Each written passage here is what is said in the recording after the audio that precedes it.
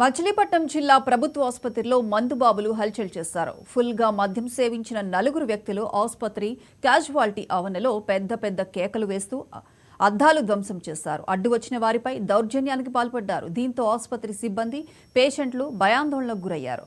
అనుమతులు లేకుండా ఆసుపత్రిలోకి ప్రవేశించడంతో రోగుల భద్రత విషయం చర్చనీయాంశంగా మారింది. ఇప్పటికైనా అధికారులు స్పందించి ప్రభుత్వ ఆసుపత్రి దగ్గర అల్లరి మూకల ఆగడాలను అరికట్టాలని కోరుతున్నారు.